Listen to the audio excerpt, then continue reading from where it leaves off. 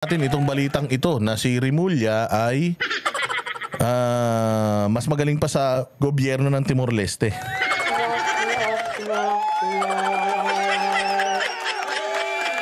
Oh, si Rimulya mas magaling pa sa Timor-Leste. Oh, Diyos mio, nagpunta siya sa Timor-Leste tapos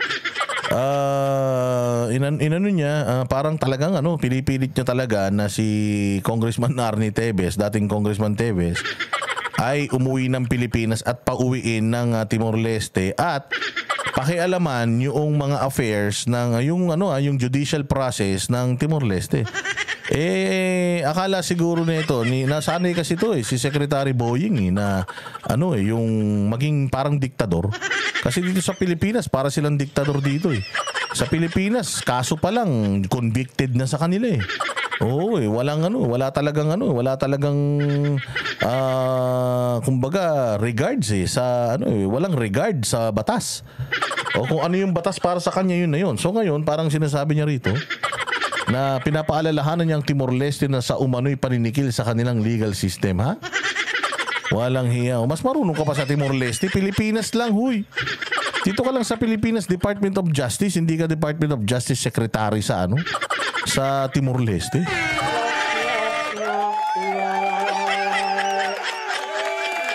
Sige, pakinggan natin itong sasabihin niya rito. Sir, I understand nag-state visit po kayo sa Timor-Leste and benefit.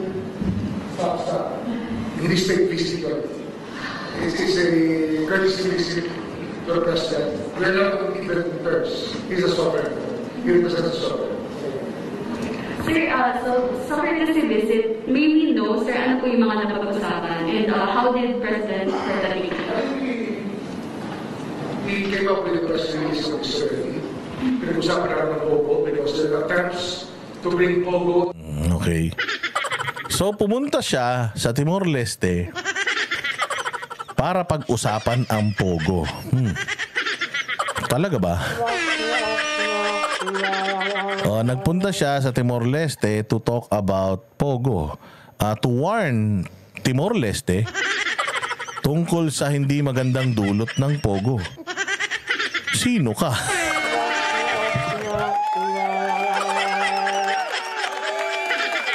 Sino ka? Para magsabi sa isang bansa ng magandang may dudulot o hindi magandang may dudulot ng isang bagay sa kanila.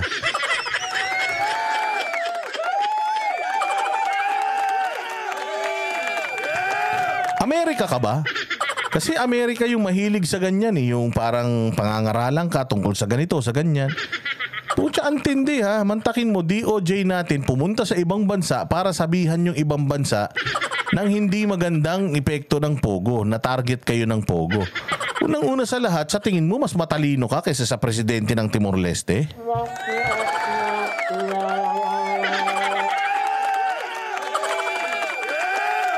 Tinanong mo man lang ba siya kung kailangan niya nung opinion mo? Tinanong mo man ba siya kung kailangan niya nung advice mo? Hiningi ba niya yung advice mo? Kung hindi, sir. Bida-bida.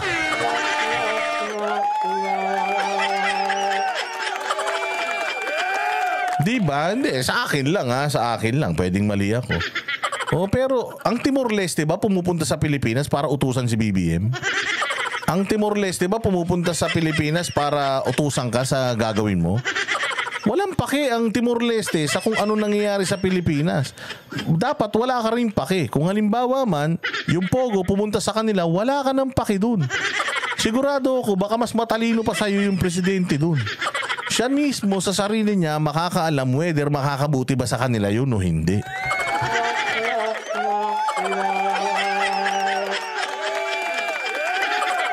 Hindi nga kayo pinakikinggan dito Gusto nyo pa pakinggan kayo ron. Galit na nga yung mga tao sa inyo dito. Magbibigay pa kayo ng suggestion doon. Sir, medyo konti, hinay-hinay ng konti. Focus ka lang dito. Pati problema ng ibang bansa, pinakikialam mo. Dami-dami natin problema rito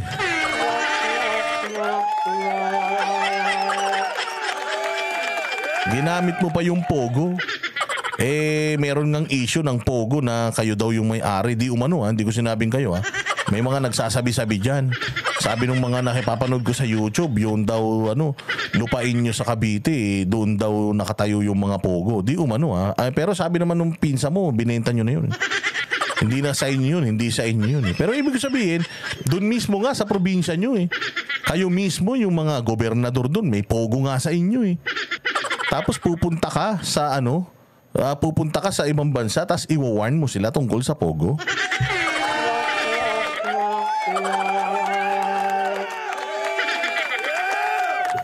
Wow. Ibang klase Hindi, tama, di ba? May pogo sa kanila. Hindi ko sinasabing kanila yun. May pogo sa mga probinsya nila. Oo, may pogo sa mga probinsya ninyo.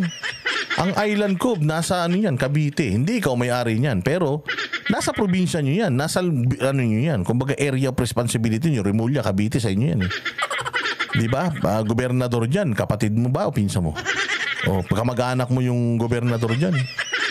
Pumayag nga siya na may pogo dyan O hindi ba tapos pakikialam mo yung Timor-Leste kung halimbawa sa kanila gusto magpunta yung pogo? And it's something that we have to work our friends against. Pwede natin i-consider Timor-Leste a friend. I've seen... Kailangan ka, kaya kaibigan mo sila. So you are warning your friends. Bakit hindi nyo winarn yung sarili nyo nung dumadami na yung pogo?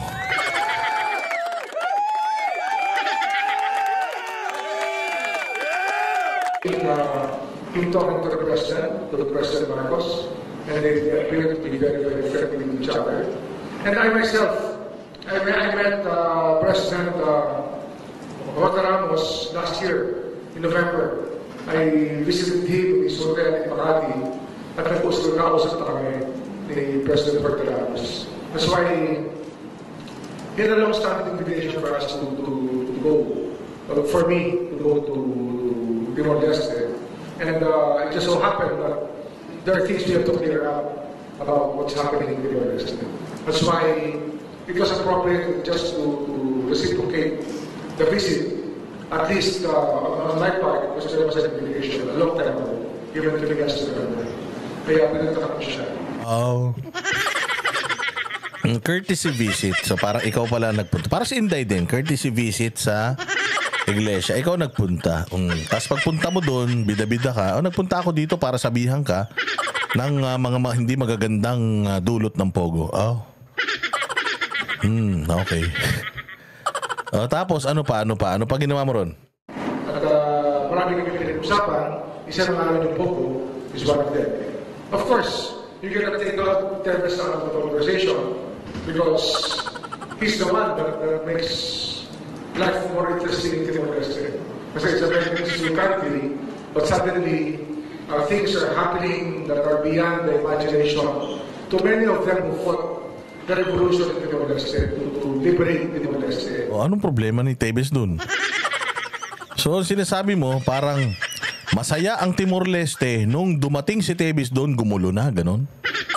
Huy, tandaan mo yung ngayon, yung probinsya nila sa Negros Oriental.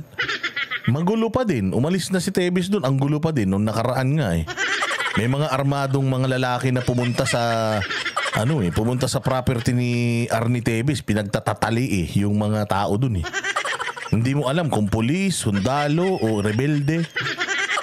Ibig sabihin, sabi ninyo, terorista yan. Sabi ninyo, mamamatay tao yan. Pero hindi naman nahihinto yung violence doon sa probinsya nung nawala siya. Ibig sabihin, hindi siya problema.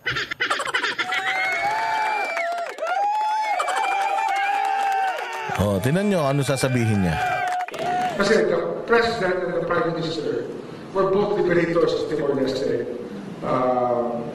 in 20 years ago. Ewan ko, ikaw nagkukwento 20 years ago, diba? Ikaw nagkukwento Tapos nagtatanong ka sa Mindang, boss, dada hanggang Timor-Leste, bida. Oo. Bida siya Kasi siya, pinsan niya yata si Jollibee.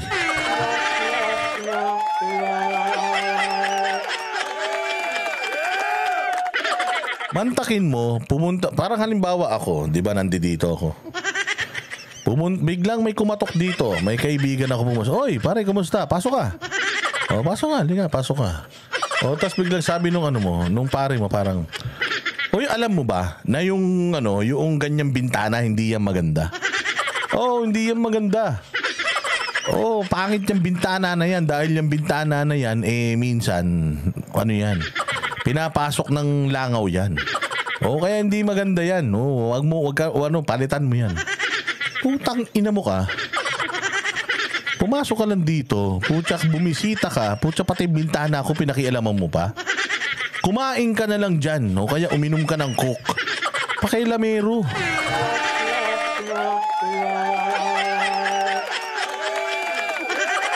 Di ba, Garski, yung pagpasok na ganyan, ano to? Motor mo to? Oo, motor ko yan. Malakas agas yan. Palitan mo na yan. Itong silya nyo, ano yan? Inaanay yang ganyan. Kung ako sa'yo, huwag kang bibili ng ganyan. O yung bumbilya nyo, malakas sa kuryente yung bumbilya na ganyan, bumili ka ng LED. Putang ina, mas magaling ka pa sa akin. Hindi kita pinapunta rito. Putang ina, ikaw ang pumunta rito, tapos ikaw yung magaling.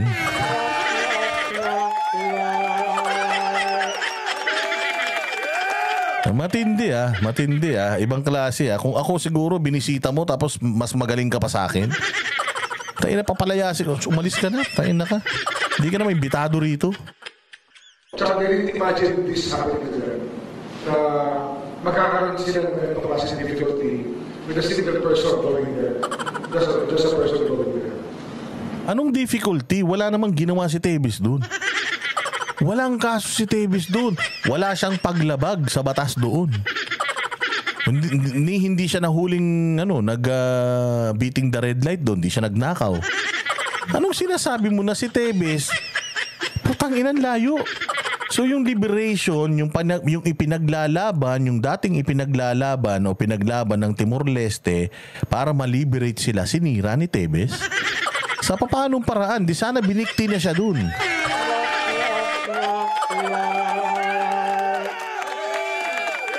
Ang pangit nung script mo naman, sir. Ang pangit nung script mo, ang dami mo pang sinasabi. Sinasabi mo na si Teves sinira niya yung liberation. Yung pagiging malaya ng Timor-Leste. Tayo na kinalaman ni Teves dun. Hindi nga niya alam yung history ng bansa na yan. Pwede mo naman kasing sabihin na isa siya sa pinunta ko doon kasi nga si Teves may kaso siya dito sa atin. Kaya talagang pinipilit ko yung Timor-Leste na i-extradite sa atin si Teves kasi meron niyang matinding kaso sa atin. Pwede naman ganun. Meron ka pang nalalaman na sinisira ni Teves yung soberanya. Tama ba yun?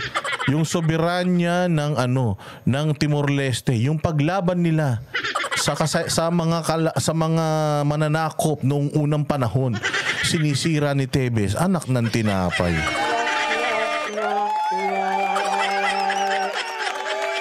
Masyado mo naman, sir, minaliit ang Timor-Leste. Oo, sa totoo lang yung Timor-Leste meron silang rule of law na sinusundan dito nga sa atin eh. Hindi nga kayo sumusunod sa rule of law. Di umano.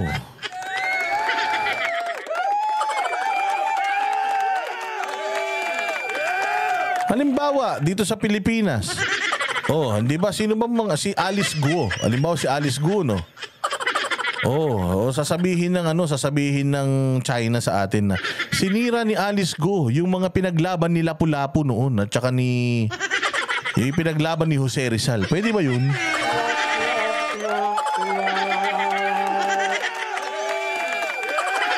Anak ng tinapay. Anong kinalaman ni Teves dun sa naganap na revolusyon?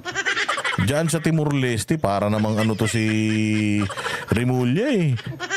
Magi-statement lang, palpak pa. Hindi mo na lang kasi sabihin na may kaso kasi sa atin. Kaya talagang kinausap ko siya na sana, mabigyan yung ating hiling na ma-extradite siya sa Pilipinas. Kaya lang, hindi mo rin pwedeng sabihin yun. Bakit? Kasi nga, merong umaandar ng proseso. Tapos nakikipag-usap ka pa sa presidente tungkol dun sa umaandar ng proseso. Ano yun? Ini-impluensyahan mo? Sinasabihan mo yung presidente na pakialaman yung justice system sa Timor-Leste. Ikaw, sir, ang nanghihimasok, hindi si Teves.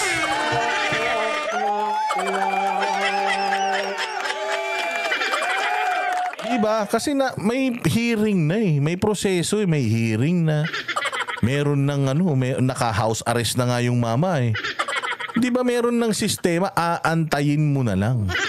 Mantakin mo, pumunta ka doon, tapos kanausap mo yung presidente ng bansa na malaya, tapos halimbawa, hindi ko sinabi niya, pero I am sure, pwedeng sinabi niya na, extradite mo na sa amin yun. Sige no. Paano yun? Hindi ba sa tingin mo, hindi ba naiinsulto yung presidente ng Timor-Leste kung hinihiling nyo yun sa kanya sa kabila ng nasa korte na yung desisyon? Ano yung palakasan?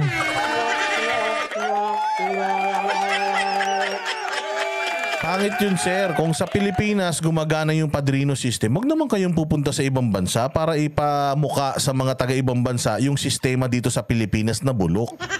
Kung bulok yung sistema natin, wag nyo namang dalhin yung kabulukan natin sa ibang bansa. Diba? Ang pangit naman nun. Pupunta ako dyan. Tapos, pangungunahan kita tungkol sa Pogo. I'm sure alam mo rin yan. Presidente ka eh. Ang pangit naman na pupunta ako dyan tapos hihingin ko si Tebes. Nasa korte na. So ano, ang sinasabi mo ba, i-impluensyahan nung presidente yung ruling ng korte? Dito sa Pilipinas, ganun. Pero sa ibang bansa, wag nyo namang ipahiya Pilipinas.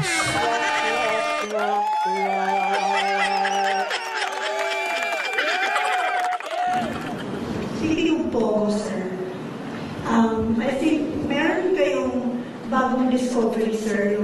Ayan na, diba? Yun lang masasabi natin tungkol dyan sa issue na yan ni Remulla.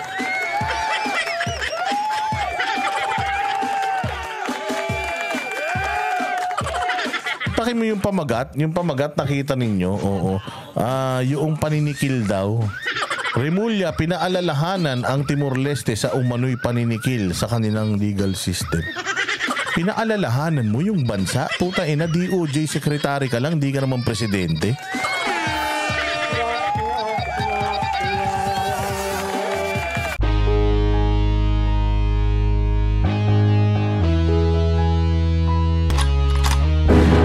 Yan ang banatero, walang inuurungan. Pag tama palakpakan, pag mali ay babanatan. Yan ang banateros, boses ng ordinaryong Pilipino. Banateros ay walang makakaawan. Walang inuurungan, banateros ay tinutulungan. Mga ordinaryong Pilipino, bawat mali tinututukan. Handang ituwid mga baliko, kasagutan sa tanong matino. Banateros ay hindi hihinto, sa tungkulin di mabibigo. Yan ang banateros, walang inuurungan. Pag tama palakpakan, pag mali ay babanatan. Yan ang banateros, boses ng ordinaryong Pilipino. Banateros ay walang makakaawan. Yan ang banateros, walang inuurungan. Pag tama palakpakan, pag mali ay babanatan. Yan ang banateros, boses ng ordinaryong Pilipino. Banateros ay walang makakaawan. Positibo ang usapan, negatibo babanatan. Handang gawin mga tungkulin para sa ikauunlad ng bayan. Mga mali ay itatama para imulat mga kapwa. Sa bulok ng sistema, ang banateros ay handang makipagera.